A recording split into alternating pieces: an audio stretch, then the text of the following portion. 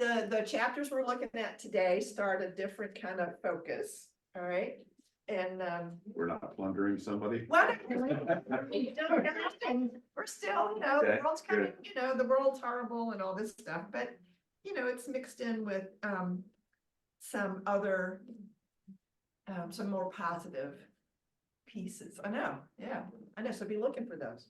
Be looking for They're those. few and far between. But Yep. We also been into some sarcasm. Okay, so our psalm that I'm reading today is from some few verses from Psalm 118, which I have a note in my Bible. I did a little psalm study with 7th Street Christian Church a couple of years ago. It was during the pandemic. Don't ask me how I got into that, but anyhow. And they were doing it with a synagogue that's real close by to 7th Street. They do a lot of stuff together. So anyhow, the rabbi from the synagogue, he noted when the night we were talking about Psalm 118, that this is the greatest hits of the Psalms. Psalm 118 he considers the greatest hits of the Psalms. So anyhow, I'm gonna read verses 19 through 27. And the reason I chose this is because there is a passage in Isaiah 28 that we're gonna be looking at today that refers back to this psalm. All right. So verses 19 through 27. Open for me the gates of saving justice. I shall go in and thank Yahweh.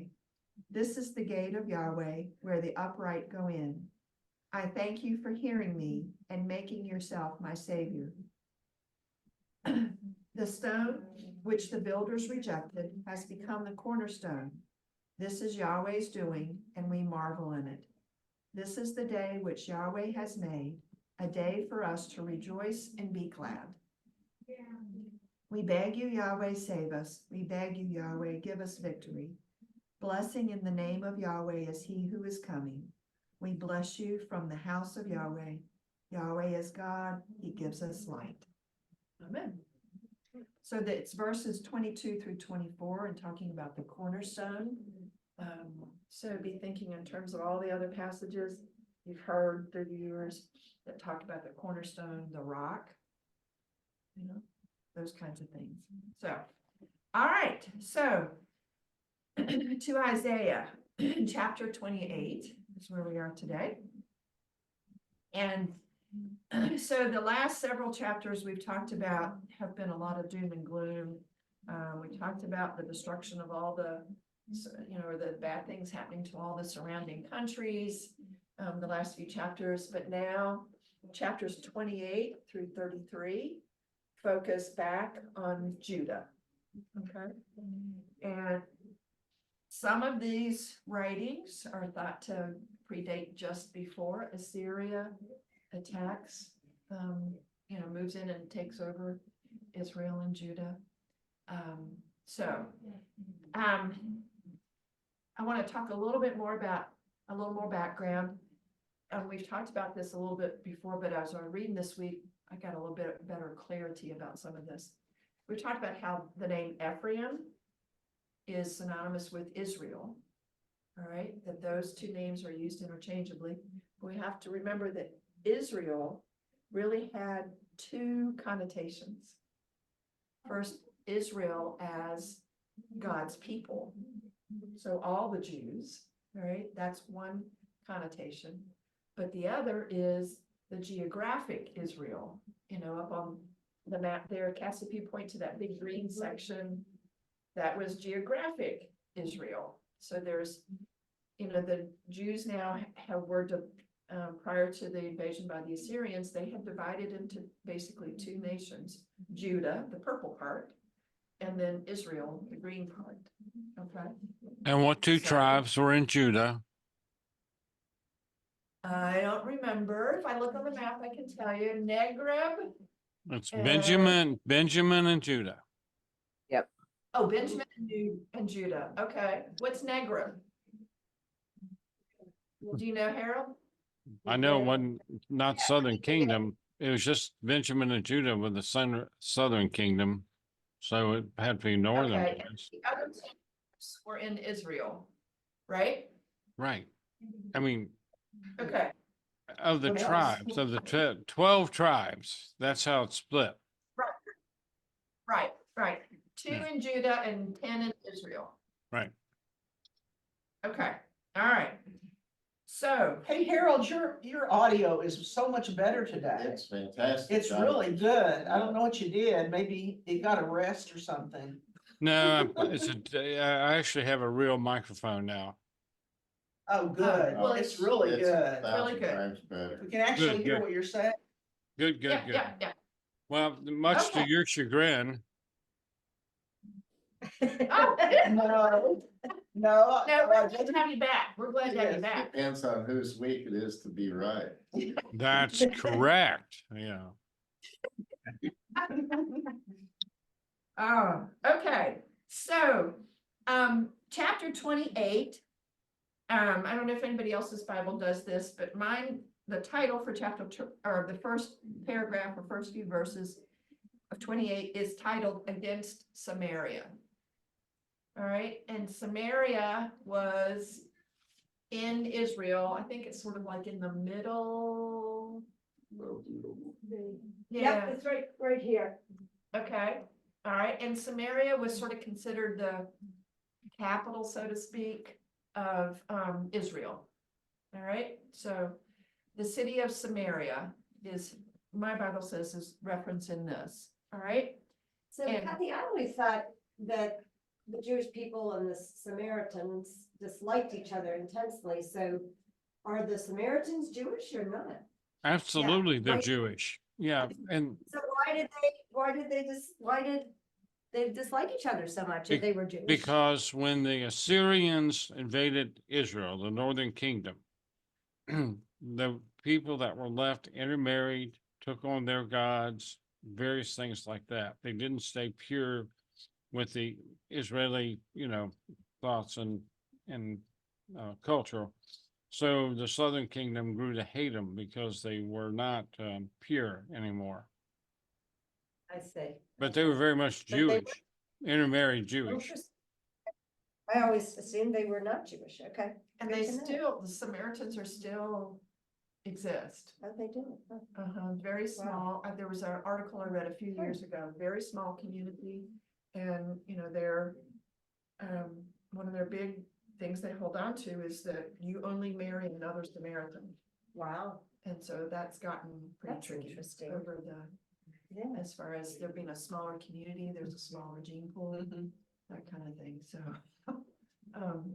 Anyhow, so that's gotten to be, Well, Quite on the Isaiah at 6 on the TV, the news, Isaiah at 6, the first Palestinians, remember who that was? I mean, the big bad Goliath. So the Palestinians go all the way back to that period also, and well, to David's time. Lots of I problems. thought it was Philistine. Philistine. That's what I thought. So the Philistines were. Palestinians? They were Wasn't he? in Palestine. And the Oh, city okay. of Gaza goes all the way back to that time period. Huh. Yeah, there's ancient cities. Yep. Okay, so, Sarah. Yes, All right, Sarah always reads first for us. Y'all, I want to introduce, y'all on Zoom don't know because you can't see her. Christy McAuliffe is here this morning. So lean over so they can. Hi. So Nancy and Sarah know, Yes. but then Stuart and Janet and Gail knows Christy, but, Yeah. so anyhow, so we're glad you're here this morning. Christy. Glad to be. Okay. her So- voice, Huh? I recognized her Sure. voice was talking, so Oh, The southern accent of mine, can't hide it. okay, so Sarah, if you would read verses 1 through 6. okay. Which chapter are we? Oh, chapter 28, Isaiah 28, verses 1 through 6. And so, so y'all be looking at the the structure of this as far as what happens in verses 1 through 4, and then what's it like in verses 5 through 6. Okay, all right, go for it, Sarah. Okay. Woe, crown of the pride of Ephraim's drunkards, and a withered blossom his glory's splendor on the head of the fat crowd stunned by wine. Look, one powerful and strong for the master, like a current of hail, a storm of destruction, like a current of mighty rushing waters, he brings down to the earth. Underfoot shall be trampled the crown of the pride of Ephraim's drunkards, and his glory's splendor shall become a withered blossom on the head of the fat crowd, like a new fig before the harvest, who sees it will swallow it still in his hand. On that day, the Lord of armies shall become a crown of splendor and a tiara of glory to his people's remnant, and a spirit of justice for him who is seated in judgment, and valor for those who drive back battle from the gate. What are you gonna say, Bernie? I'm just thinking that my book is totally different. No, okay, Yeah. because I have what This you have, the happens a good lot, news, I think. and I'm like reading it, and like, All right, so what do you get out of it? Well, it starts out the way it should, the very first line of the very first verse. Uh-huh. The kingdom of Israel is doomed. Okay, and then it goes downhill from there. Okay, all right, so, all right. All right, so there are some that think that these first 5 verses, the first 4 verses are talking about Samaria. That apparently Samaria was known for, lots of concerns. Because Hosea and Amos had referred to wealth and corruption in Samaria in their prophecies that were about maybe 100 years or more before this. So, all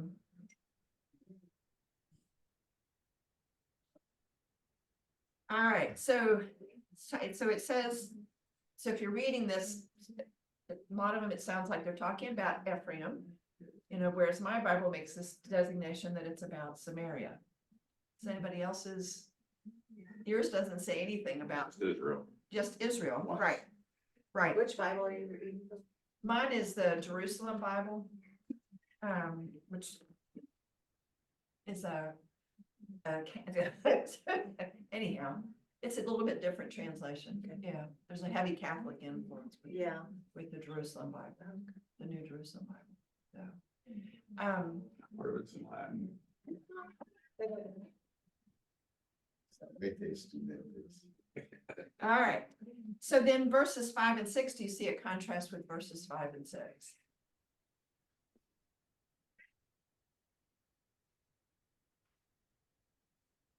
All right, so it talks about the day that the Lord's armies will be a crown of splendor and a proud diadem for the remnant of his people.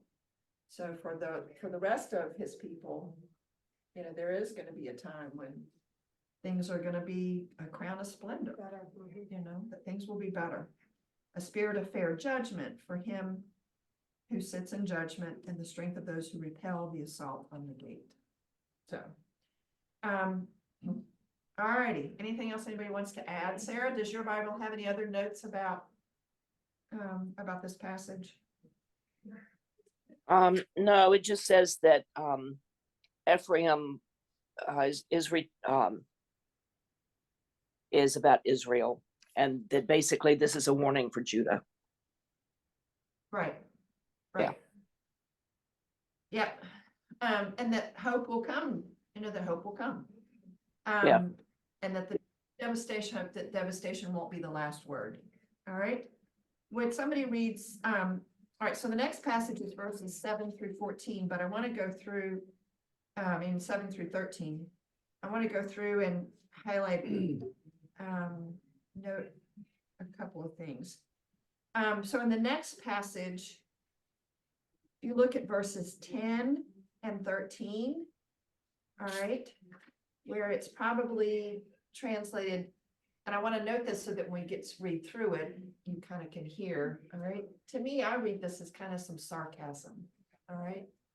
Because the English translation is because command upon command command on command, rule upon rule, rule upon rule, a little here, a little there. That this is kind of what the people are saying, we just keep getting one more command and another rule, this It kind of stuff. reminded me of Fiddler on the Roof, a song. Do a little this, do a little that, a rule for this, a rule for that. Yeah. All right, so in the New Jerusalem Bible, they don't even translate this, they put it in the Hebrew, those verses, in both 10 and 13. It said here probably the sounds mimicking the prophet's words. Yes. Yeah. There we go. Let me read one of Yep. my notes for 10. For it's filth, filth, filth, filth, vomit, vomit, vomit, vomit.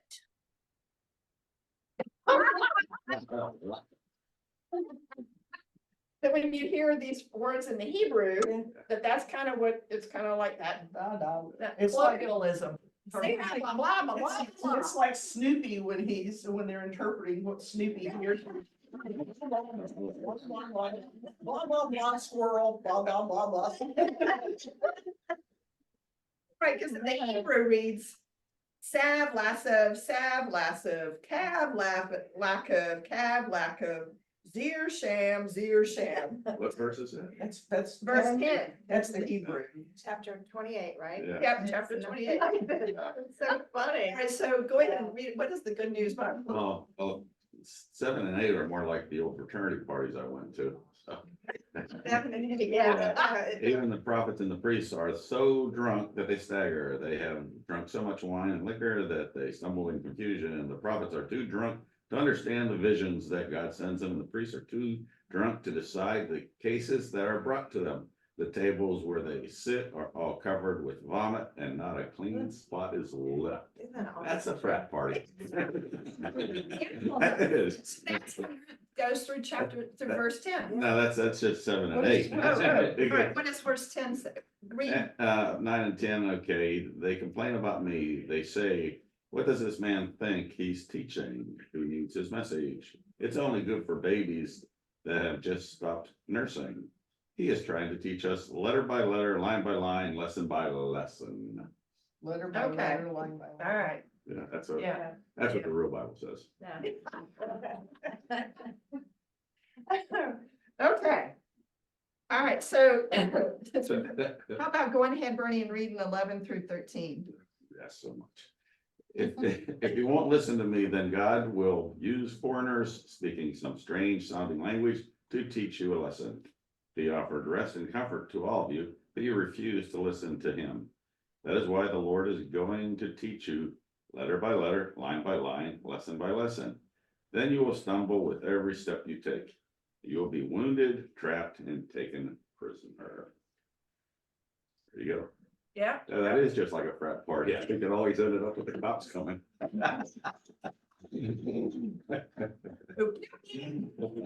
Yeah. All right, so, What school did you go to? Yeah. all right, so, He was Catholic. Yeah, yeah, back in the Latin days. okay. Oh, so my Bible titles this section against false prophets. So this is the kind of false prophets to watch out for. Okay, so then if we can look at 14 through 22. Anybody want to add anything about the drunken parties and the blah, blah, blah, blah, blah, blah? No? Well, I think it's interesting. He talks about foreigners or speaking foreign languages. And after the Babylonian conquest, Christ spoke Aramaic, which is a dialect of Babylonian language. So when he predicts, the people coming and speaking a strange language, they come back 70 years later speaking a different language, Aramaic. Huh. I also think it's interesting, that I guess they're talking here about, they don't want to listen to Isaiah, who has more rules and more rules and more rules that he's trying to put on them. And I think it's in contrast to Christ, who said, we don't need 690 some rules. We need love your God with all your heart, soul, and mind, and love your neighbor as yourself. Those are the 2 rules we need. We can forget. I mean, so It is I actually empathize a little bit with these people about, they've already got hundreds of rules and now this prophet is trying to give them more rules. When really the 2 rules that Christ gave us are the only ones that really matter, in my opinion. Well, but let's remember Christ also said, I did not come to change one letter of the law. Yeah, you're right.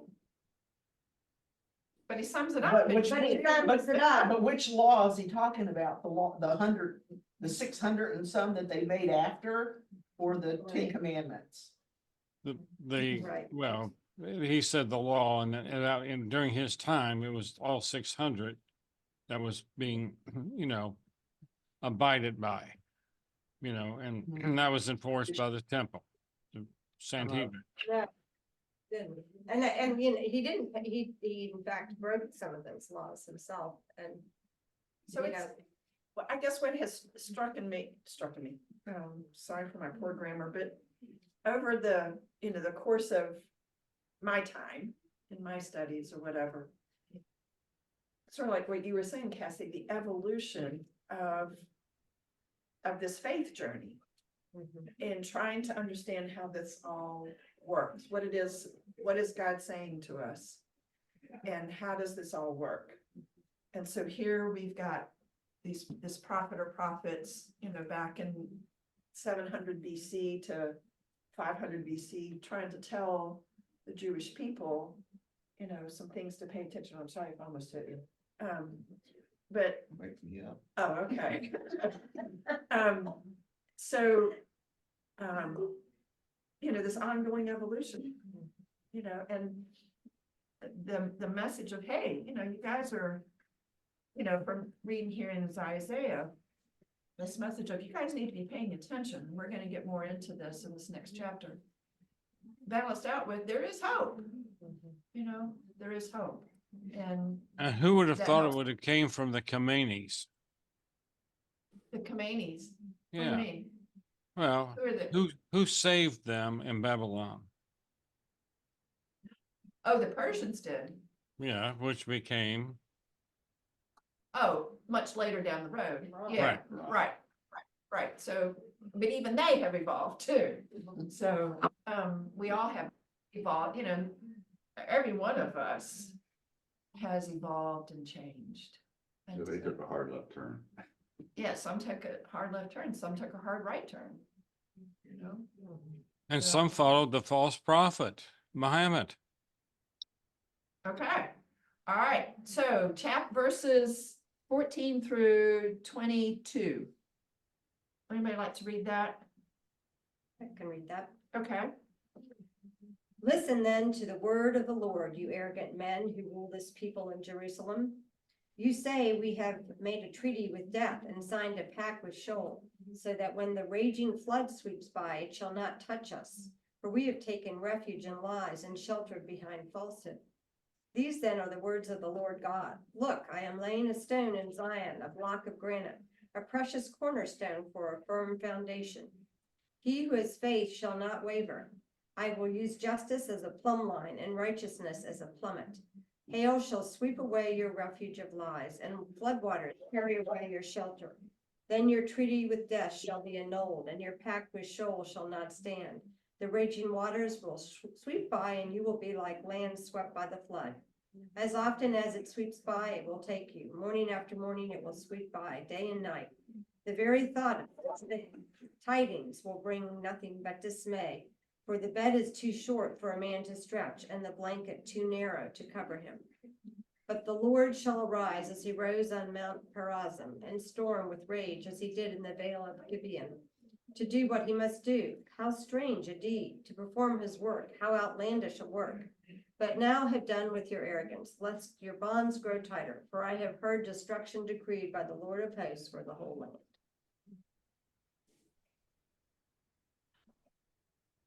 all right, so justice and judgment.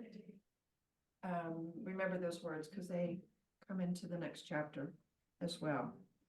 All right, verse 16. All right, that's the one that I talked about earlier from that Psalms that's referred to in Psalm 18. But that imagery of the rock, the cornerstone, the firm foundation is also heard in Matthew 16, Matthew 21, Romans 9, 1 Corinthians 3, Ephesians 2, 1 Peter 2, as well as 1 Peter 7 and as well. So that common imagery of and numerous times, and especially in the New Testament, the rock, the firm And foundation. sometimes it's used in reference to Peter, right? Yeah. Mhm. So sometimes in reference to Yeah, Christ. those and Matthew sometimes references. To Peter. Yeah. So that imagery of the cornerstone, that rock. Yeah. All right, so then we end chapter 28 with on a little bit more positive note, with a parable. Everybody's going, yeah, right. All right, who would like to read verses 23 through 29? I can do that. Okay. Listen and hear my voice. Pay attention and hear what I say. When a farmer plows for planting, does he plow continually? Does he keep on breaking up and working the soil? When he has leveled the surface, does he not sow caraway and scatter cumin? Does he not plant wheat in its place, barley in its plot, and spelt in its field? His God instructs him and teaches him the right way. Caraway is not threshed with a sledge, nor is the wheel of a cart rolled over cumin. Caraway is beaten out with a rod, and cumin with a stick. Grain must be ground to make bread, so one does not go on thrashing it forever. The wheels of a thrashing cart may be rolled over it, but one does not use horses to grind grain. All this also comes from the Lord Almighty, whose plan is wonderful, whose wisdom is magnificent. Yeah, mine said, all this is a gift from Yahweh Sabaoth, marvelous advice leading to great achievements. So the farmer knows this cycle, and he knows there's appropriate times to do different things, and that you use appropriate tools for appropriate things, and that this is all a gift from God, that he knows this cycle, that he has learned this cycle. So The why cycle of what? Destruction? I mean, what are we talking about here? the cycle of planting the Destruction. crops, the planting Yeah, and the harvest? but That how does this relate to all this hellfire and brimstone that we just read about? I'm gonna open that up to all of you. Why would there be this parable at this point? A time for peace and a time for war, a time for supper and a time not to suffer. You know. Everything has a everything- season. a time for every season. Yeah. They Yeah, were brought back from Babylon and built a huge wall around the city of Jerusalem, and things got better again for quite a while. And and they built the last temple. I mean, that's what happened. So that's the better times, I would think, that maybe Isaiah is talking about. Even if they did use Herod to build the temple, it got built. I see it as patience and faith, because our last 29 says all this wisdom comes from the Lord Almighty. So you're getting wisdom through patience and faith. So that's kind of what ours. The way yours is translated. Kind I of, like if that. you read it from an overview, the helicopter view of it. It's faith, it would be patience and faith. Because farmers and plantings and such throughout the Bible often represent patience. Yeah, I have a cross stitch that I did years ago. He who plants the seed and waits to see believes in God. There you go. That's great. Yeah. Okay, all right, chapter 29 moves into talking about Jerusalem. All right, in different translations, again, that first verse is going to be different in different translations. All right, mine starts off saying, whoa, Ariel, Ariel.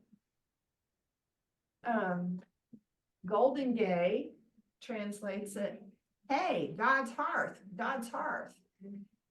All right, what does anybody have the NRSV? Let me look, I've got it on. Chapter 29, verse 1.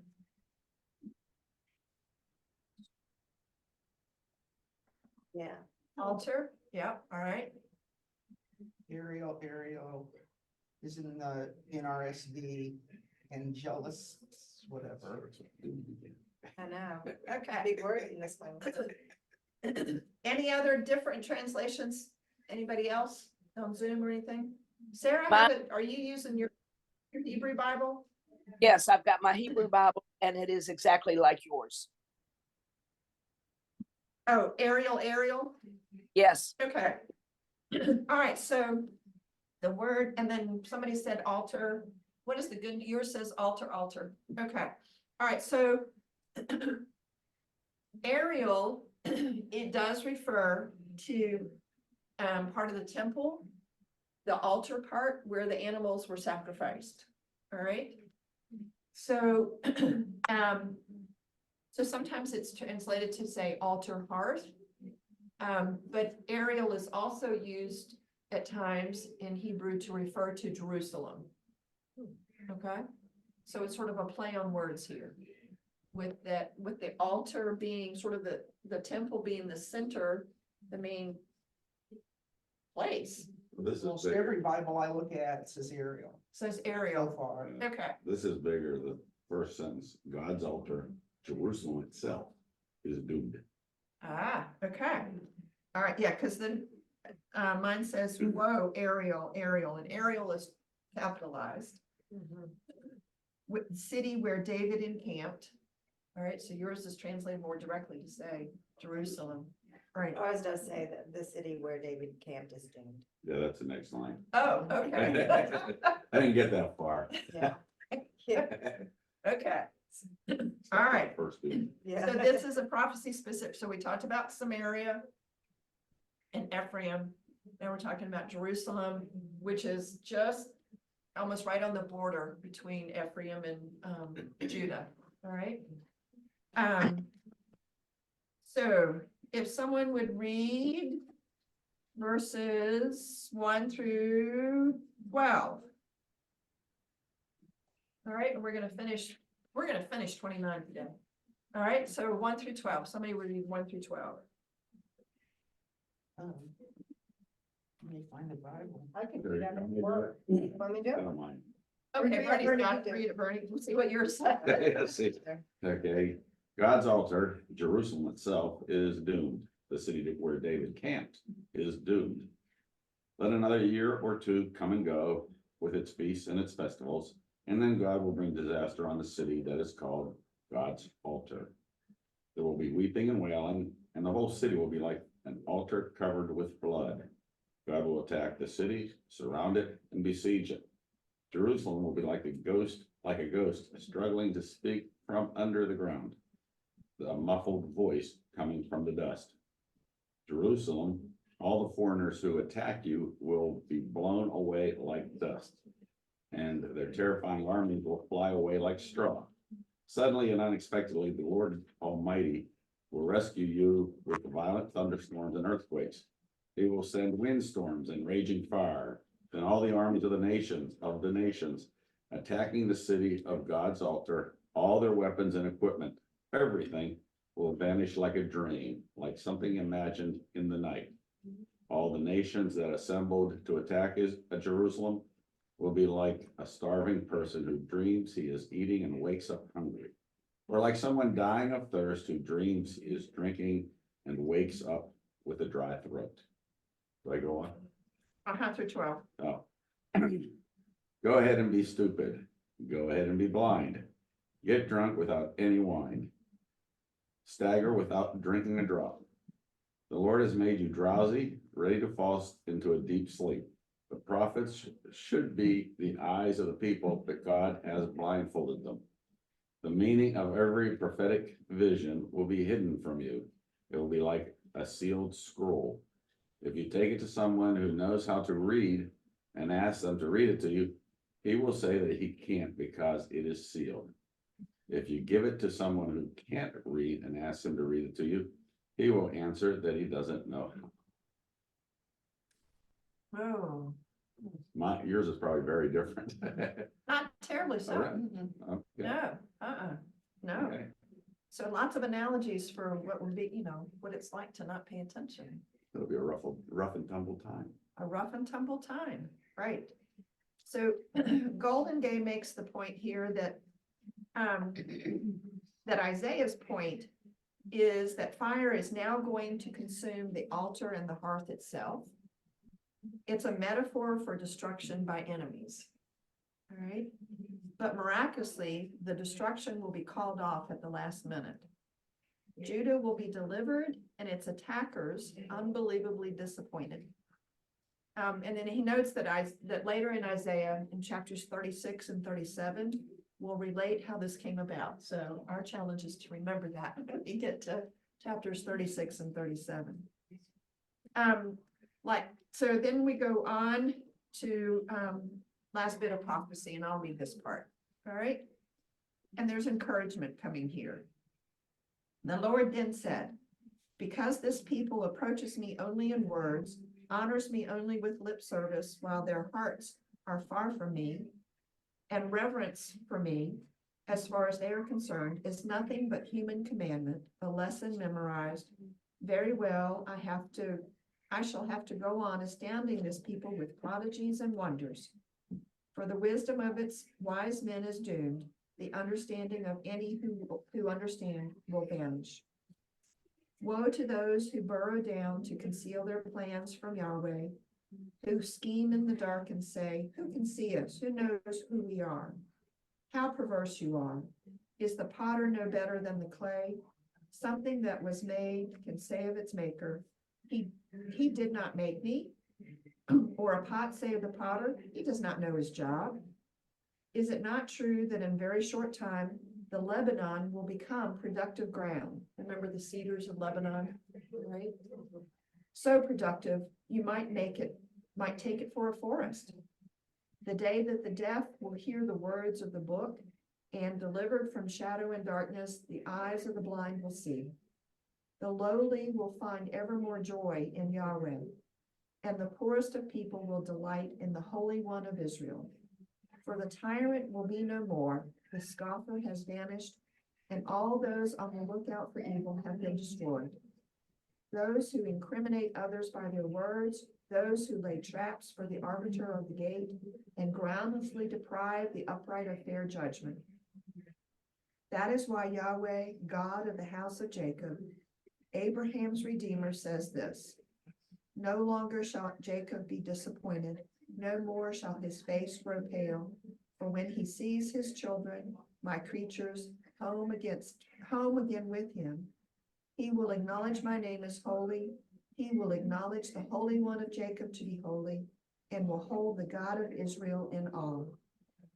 Erring spirits will learn to understand, and murmurers accept instruction.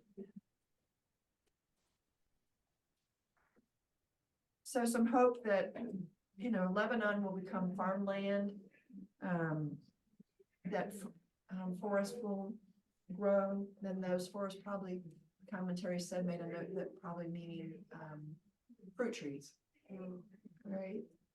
So the Cypress. lowly will- Cypress, okay, yep. Yep, the lowly will find ever more joy in Yahweh. So they'll have reason to rejoice. There will be reason to rejoice. So, all right. So when we get into chapter 30 next week, who teaches next week? Susan does. All right. So remember, 28 through 33 are sort of a group together. So talking about why this is about Egypt next week. All right. So in the midst of the doom and gloom, there is hope.